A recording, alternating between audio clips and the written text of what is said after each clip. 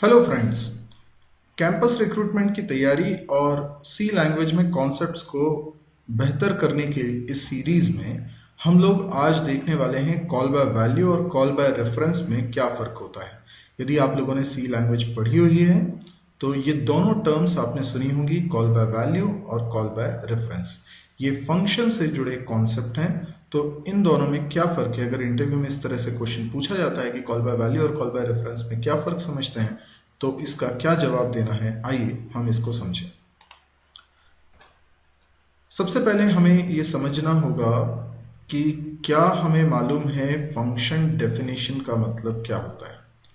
Function definition,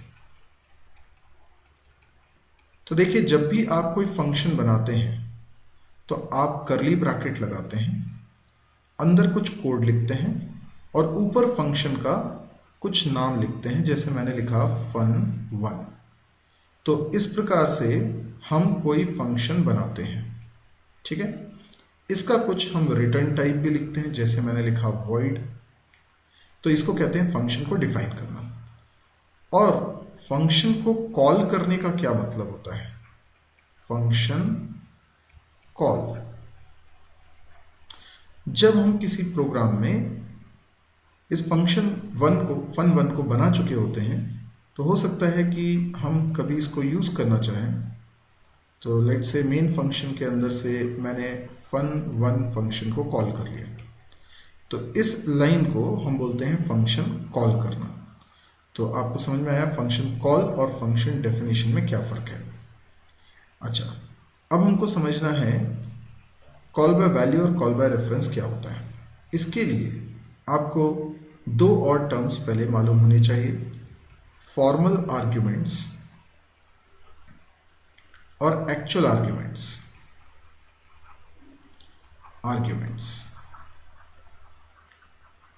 ठीक है, जब भी कोई फंक्शन हम टेक समथिंग नेचर का बनाते हैं, टेक समथिंग, तो फंक्शन को डिफाइन करते वक्त हम पैरेंथेसिस के अंदर कुछ वेरिएबल्स डिक्लेयर करते हैं, और ऐसा करने पर यह टेक समथिंग नेचर का फंक्शन कहलाता है। अगर हमने फंक्शन डिफाइन करते वक्त ये पैरेंथेसिस खाली रखे हैं तो ये टेक्स नथिंग का एग्जाम्पल है।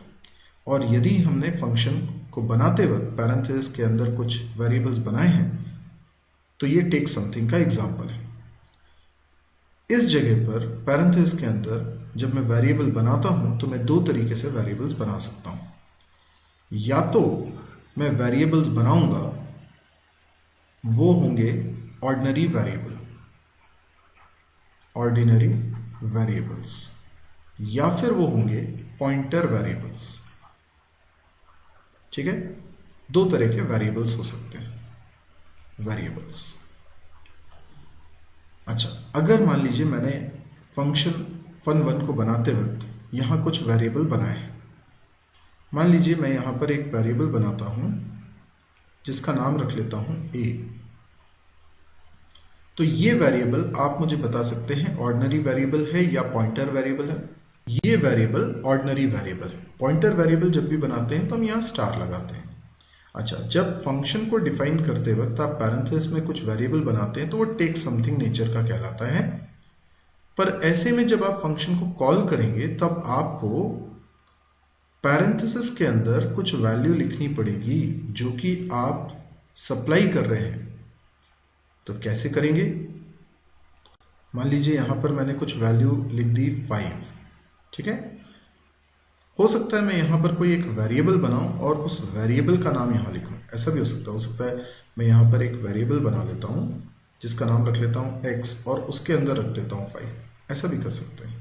और जहाँ पे मैं 5 लिख रहा हूँ वहाँ 5 ना लिखकर मैं x लिख सकता हूँ। देखिए, मैं 5 को हटा देता हूँ और 5 की जगह पर लिख देता हूँ x। ठीक है, अब समझिए, ये जो हमने फंक्शन को कॉल करते वक्त x लिखा है ये कहलाता है एक्चुअल आर्ग्यूमेंट। और जहां पर मैंने फंक्शन को डिफाइन किया है वहां जो वेरिएबल मैंने पैरेंथेसिस के अंदर बनाया हुआ है उसको बोलते हैं फॉर्मल आर्ग्यूमेंट्स। ठीक है, इसका मतलब ये हुआ कि मेन फंक्शन में एक वेरिएबल है x नाम का, जिसके अंदर कुछ वैल्यू रखी है 5, और आपने फंक्शन को कॉल करते वक्त ये जो x लिखा है ना, इसका मतलब है x की वैल्यू पास कर दी है, कॉपी कर दी है किसमें, a वेरिएबल में। तो fun1 फंक्शन के अंदर एक वेरिएबल है a नाम का, उसमें भी वही डेटा चला गया जो x में है, यानी 5। लेकिन ध्यान रहे हर फंक्शन की मेमोरी अलग है, हर फंक्शन के वेरिएबल्स अलग अलग हैं। तो fun1 फंक्शन को जो वेरिएबल fun1 के अंदर जो है वो a नाम का है, और मेन फंक्शन के अंदर जो वेरिएबल है वो x नाम का है। कोई भी फंक्शन दूसरे फंक्शन के वेरिएबल्स को एक्सेस नहीं कर सकता, इसलिए जरूरत पड़ने पर आप इस तरह से वैल्यू पास करते हैं। अब ये फंक्शन टेक समथिंग नेचर का है। फंक्शन जब भी कॉल होता है, यहां से कॉल हो रहा है, फंक्शन जब भी कॉल होता है कंट्रोल फंक्शन डेफिनेशन पर पहुंच जाता है, और ये कोड जो फंक्शन डेफिनेशन के अंदर लिखा होगा वो रन करने लगता है। तो जैसे ही फंक्शन कॉल होता है, पैरेंथेसिस में लिखे वेरिएबल की वैल्यू कॉपी होकर, यानी एक्चुअल आर्ग्यूमेंट की वैल्यू कॉपी होकर फॉर्मल आर्ग्यूमेंट्स यानी इस a वेरिएबल के अंदर असाइन हो जाती है। इससे ये fun1 फंक्शन 5 को एक्सेस कर पाता है, क्योंकि वो a वेरिएबल को जब भी एक्सेस करेगा तो a में रखी वैल्यू एक्सेस होगी, पर a में वैल्यू कहां से आई थी, x से कॉपी होकर आई थी। ठीक है, मैंने कहा टेक समथिंग नेचर का जब भी होगा फंक्शन, तो फॉर्मल आर्ग्यूमेंट्स दो प्रकार के हो सकते हैं। देखिए, फॉर्मल आर्ग्यूमेंट्स, या तो फॉर्मल आर्ग्यूमेंट होगा ऑर्डिनरी वेरिएबल जैसा कि इस एग्जांपल में दिख रहा है, या फिर वो हो सकता है पॉइंटर वेरिएबल। चलिए एग्जांपल के लिए हम देखते हैं। जैसे मैंने एक और फंक्शन बनाया fun2, और इस फंक्शन के अंदर मैंने एक वेरिएबल बनाया $p। आप जानते हैं जब भी किसी वेरिएबल को बनाते वक्त स्टार लगा दिया जाता है तो वो पॉइंटर वेरिएबल हो जाता है। मान लेते हैं इसका रिटर्न टाइप वॉइड है। अब ये जो फंक्शन हमने डिफाइन करा है, ये फंक्शन में क्योंकि फॉर्मल आर्ग्यूमेंट पॉइंटर वेरिएबल्स हैं, तो ये दूसरी कैटेगरी होगी। तो आपको ये बात समझ में आई कि जब भी आप फंक्शन डिफाइन करते हैं और अगर वो टेक समथिंग नेचर का होता है, तो या तो हम फॉर्मल आर्ग्यूमेंट ऑर्डिनरी वेरिएबल्स बना सकते हैं या फिर पॉइंटर वेरिएबल्स बना सकते हैं। जब कभी हम ऐसे फंक्शन को कॉल करते हैं जिसमें फॉर्मल आर्ग्यूमेंट ऑर्डिनरी वेरिएबल है, किस तरीके से कॉल करते हैं, ये जो तरीका भी हमने समझा नीचे, इस तरीके से। तो ये तरीके से जब हम कॉल कर रहे हैं तो ये कहलाता है call by value. Call by value यानी फंक्शन को कॉल करते वक्त आपने वैल्यू पास करी है, तो x की वैल्यू कॉपी हो गई है a वेरिएबल में। ठीक है, अब मान लीजिए कि मैंने फंक्शन को कॉल किया मेन के अंदर से ही, किसको, fun2 को, पर fun2 में मैं किसको पास कर रहा हूं, एड्रेस ऑफ x को। ठीक है, क्यों एड्रेस ऑफ x को पास कर रहा हूं, क्योंकि fun2 फंक्शन में फॉर्मल आर्ग्यूमेंट क्या है, पॉइंटर वेरिएबल, और पॉइंटर वेरिएबल सिर्फ एड्रेस कंटेन करने के लिए होता है। तो मैंने x की वैल्यू पास करने की बजाय x का एड्रेस पास किया है। अब x का एड्रेस का क्या मतलब होता है, इसका मतलब यह है कि जब x नाम का वेरिएबल बना तो उसको कुछ एड्रेस नंबर भी अलॉट हुआ होगा। मान लेते हैं वो एड्रेस नंबर है 1000। तो ये समझ लीजिए कि fun2 फंक्शन के अंदर जो p नाम का वेरिएबल है, इसके अंदर 1000 जा रहा है, p में स्टोर हो जाएगा 1000। बात समझ में आई? क्या फर्क है, जब हम फंक्शन को कॉल करते वक्त हमारे वेरिएबल की वैल्यू देते हैं तो फंक्शन कॉल बाय वैल्यू कहलाता है, और जब हम फंक्शन को कॉल करते वक्त हमारे वेरिएबल का एड्रेस देते हैं तो वो कहलाता है कॉल बाय रेफरेंस। यहां पर मैं एक बात आपको याद दिला देना चाहता हूं कि रेफरेंस और एड्रेस एक ही बात है। यानी किसी वेरिएबल का एड्रेस क्या है 1000, जैसे x वेरिएबल का एड्रेस क्या है 1000, तो यही रेफरेंस भी कहलाएगा। मैं पूछूंगा x का रेफरेंस क्या है तो 1000 है, x का एड्रेस क्या है 1000, तो ये सिनोनिम है, पर्यायवाची, यानी एड्रेस भी बोल सकते हैं आप उसको, रेफरेंस भी बोल सकते हैं। तो अब आपको ये समझ में आया कि कॉल बाय वैल्यू क्या होता है और कॉल बाय रेफरेंस क्या होता है। कॉल बाय वैल्यू में आप अपने वेरिएबल की वैल्यू पास करते हैं, कॉल बाय रेफरेंस में आप एड्रेस पास करते हैं। और ऑब्वियस सी बात है, जब आप वैल्यू पास करते हैं तो ऑर्डिनरी वेरिएबल में ही उस वैल्यू को रिसीव करना होता है, और अगर एड्रेस पास करते हैं तो आपको उसे रिसीव करना है पॉइंटर वेरिएबल में। इसीलिए मैंने कहा जब फंक्शन डिफाइन करते हैं और वो टेक समथिंग नेचर का होता है तो या तो फॉर्मल आर्ग्यूमेंट ऑर्डिनरी वेरिएबल होते हैं, जैसे कि fun1 फंक्शन में a वेरिएबल बना है, या फिर फंक्शन में फॉर्मल आर्ग्यूमेंट हम पॉइंटर वेरिएबल बनाते हैं। तो ये दो तरह के फंक्शन हम डिफाइन कर सकते हैं। एक को कॉल करेंगे तो हमें वैल्यू पास करनी होगी तो वो कॉल बाय वैल्यू कहलाएगा, एक को कॉल करेंगे तो हमें एड्रेस पास करना होगा तो वो कॉल बाय रेफरेंस कहलाएगा। लेकिन हमें हो सकता है इंटरव्यू में इससे बढ़कर ये पूछा जाए कि कब हमें कॉल बाय वैल्यू करना चाहिए और कब हमें कॉल बाय रेफरेंस को यूज करना चाहिए। तो इस बात को भी हम समझने की कोशिश करते हैं। हम एक फंक्शन को कॉल करना चाहते हैं और उससे ये उम्मीद करते हैं कि वो एरिया ऑफ रेक्टेंगल कैलकुलेट करे। तो आप एरिया ऑफ रेक्टेंगल कैलकुलेट करने वाले फंक्शन को कॉल करेंगे तो पहले उस फंक्शन की डेफिनेशन के बारे में सोचिए। जैसे एरिया नाम का एक फंक्शन है जो टेक समथिंग नेचर का है, इसमें मैं दो वेरिएबल्स बना रहा हूं। आप इस फंक्शन से क्या उम्मीद कर रहे हैं, ये रेक्टेंगल का एरिया कैलकुलेट कर दे। तो जब आपने इसको कॉल किया होगा कहीं से तो आप इसमें क्या पास करेंगे, आप पास करेंगे वैल्यूज। जैसे आपके पास कोई वेरिएबल है l, इसमें वैल्यू रखी है 10, और एक वेरिएबल है b जिसमें वैल्यू रखी है 5। तो आपने यहाँ l, b लिख दिया।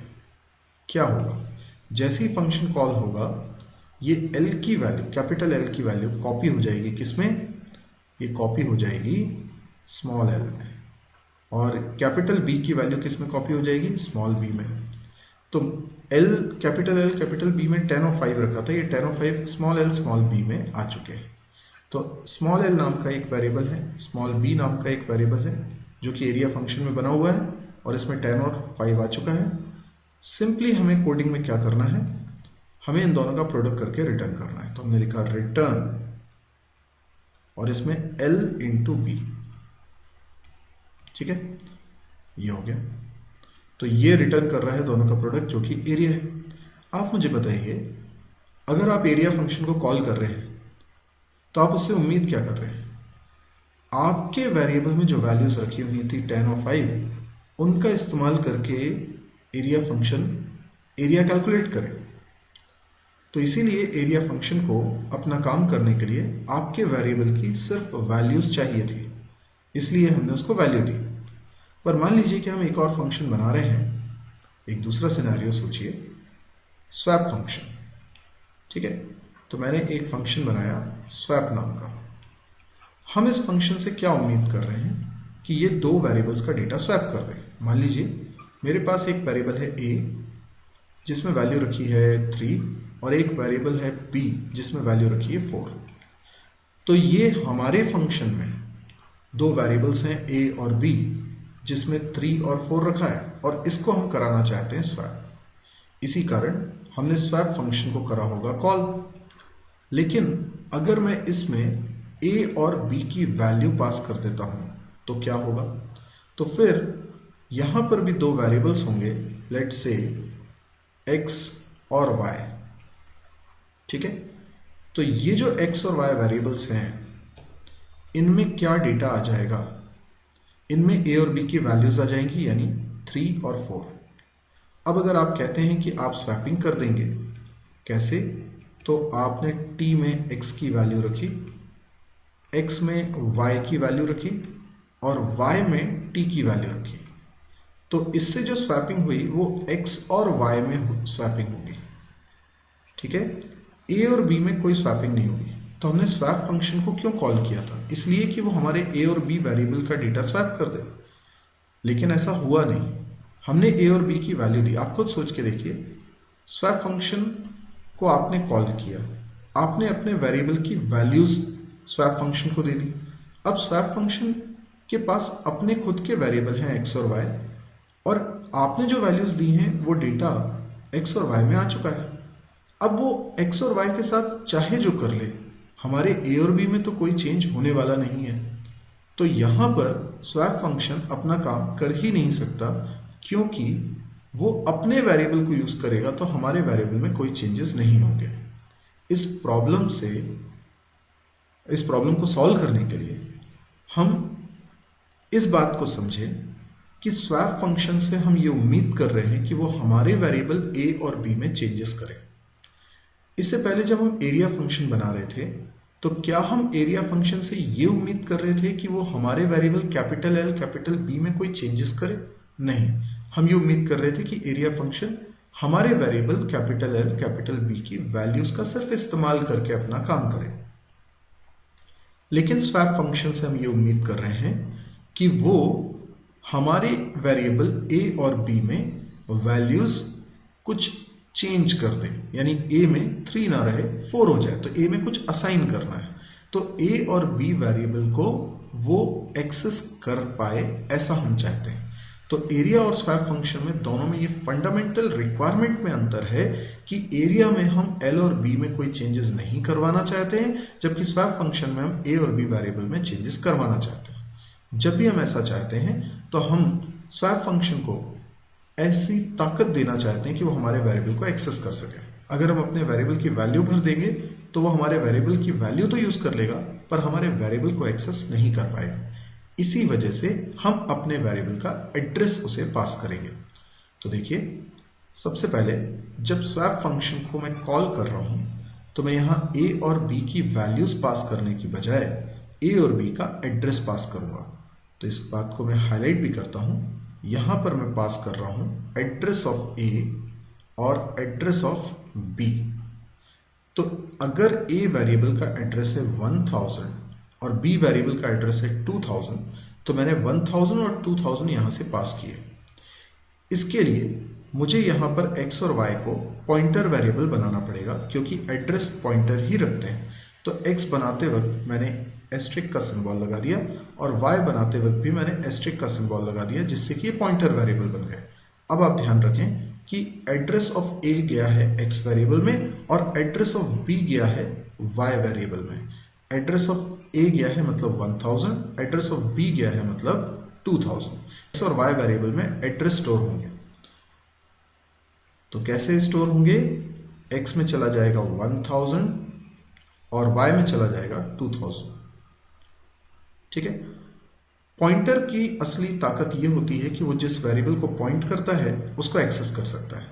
यदि मैं यहां x की जगह स्टार x लिखूंगा तो ये वो वेरिएबल बन जाएगा जिसको x पॉइंट कर रहा था, यानी ये a बन जाएगा।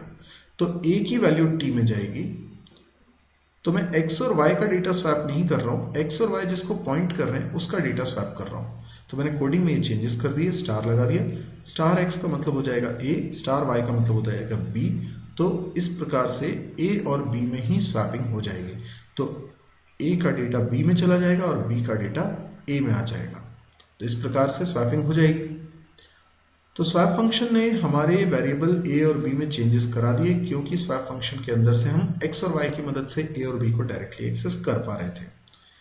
आपने देखा, जब भी कोई फंक्शन ये चाहता है, हम किसी फंक्शन को कॉल कर रहे हैं और हम उससे ये चाहते हैं कि वो हमारे वेरिएबल में चेंजेस करे, तो हम उसे अपने वेरिएबल का एड्रेस देंगे, तभी वो हमारे वेरिएबल में चेंज कर पाएगा। तो ये रिक्वायरमेंट पे डिपेंड करता है कि कब आप कॉल बाय वैल्यू करें, कब आप कॉल बाय। तो हमें समझ में आ गया कि ये जो पहला वाला एरिया वाला फंक्शन है ये कॉल बाय वैल्यू हो रहा है, और स्वैप फंक्शन को जब हम कॉल कर रहे हैं तो ये कॉल बाय रेफरेंस हो रहा है। आपको एक और बात याद दिलाता हूं स्कैनएफ फंक्शन के बारे में। अक्सर स्टूडेंट्स ये क्वेश्चन पूछते हैं कि स्कैनएफ फंक्शन में हम एड्रेस ऑफ क्यों लिखते हैं। जैसे हमने लिखा एड्रेस ऑफ x, ऐसा क्यों लिखते हैं? ऐसा इसलिए लिखते हैं कि हम स्कैनएफ फंक्शन से ये उम्मीद कर रहे हैं कि वो हमारे वेरिएबल x में कुछ डेटा रखते हैं। अब कोई भी फंक्शन हमारे वेरिएबल को कैसे एक्सेस करेगा? अगर मैं x की वैल्यू से दूंगा तो वो हमारे x वेरिएबल को एक्सेस नहीं कर पाएगा। लेकिन अगर मैं अपने वेरिएबल x का एड्रेस उसे दूंगा तो वो हमारे वेरिएबल में चेंजेस कर पाएगा, क्योंकि वो पॉइंटर वेरिएबल में x का एड्रेस रख लेगा और उस पॉइंटर की मदद से x वेरिएबल को एक्सेस कर पाएगा। तो हमें अब समझ में आया कि एड्रेस ऑफ हमें कब लिखना चाहिए, कब हमें एड्रेस पास करना चाहिए और कब हमें वैल्यू पास करनी चाहिए। तो आई होप आप इंटरव्यू में इस सवाल का जवाब अच्छी तरीके से दे पाएंगे। अब यदि आपको ये वीडियो पसंद आया तो आप इसे लाइक कर सकते हैं। इस तरह के और वीडियोस अगर आप देखना चाहते हैं तो आप इस चैनल को ज़रूर सब्सक्राइब करें, ताकि जब भी कोई नया वीडियो मैं पब्लिश करूं उसका नोटिफिकेशन आपके पास तुरंत आ जाए। इसके अलावा आप मेरी वेबसाइट को ज़रूर विजिट करें www.mysirji.com। URL आपकी स्क्रीन पे लिखा हुआ है। इस वेबसाइट पे आपको मेरे सारे वीडियोस के लिंक बहुत ही ऑर्गेनाइज्ड मैनर में मिल जाएंगे, क्योंकि YouTube पे 1 से अधिक चैनल्स हैं जिन पर मैंने अपने वीडियोस रखे हुए हैं। तो हो सकता है आपने अभी सारे चैनल्स ना देखे हों, तो सभी वीडियोस आपने एक्सप्लोर ना करें हों। एक बार इस वेबसाइट को विजिट करें, देखिए वहाँ पे बहुत ही सिस्टमेटिकली आप जिस कोर्स को करना चाहते हैं उस पर जैसे ही सेलेक्ट करते हैं, उस कोर्स के सारे वीडियोस की लिस्ट आपके सामने आ जाती है, उस सीक्वेंस में जिस सीक्वेंस में आपको उसे देखना चाहिए। इसके अलावा प्रोग्रामिंग स्किल को डेवलप करने के लिए ढेर सारे programming examples with video solutions आपको इसमें मिलते हैं। सारे के सारे वीडियोस हिंदी में डिलीवर हो रहे हैं, इसीलिए कई लोगों के ये बहुत काम का हो सकता है। यदि आपको लगे कि ये बहुत काम की है, क्योंकि इस साइट पे डेली एक नया वीडियो पब्लिश होता है, सारे वीडियोस फ्री हैं, हिंदी में हैं, तो आप इस वेबसाइट को शेयर ज़रूर करिएगा, क्योंकि इससे ये काफ़ी लोगों को मदद मिल पाएगी। इस वेबसाइट पे आपको कैंपस प्रिपरेशन से रिलेटेड भी काफ़ी सारे videos, notes, objective question, interview question ये भी मिलते हैं। Thank you.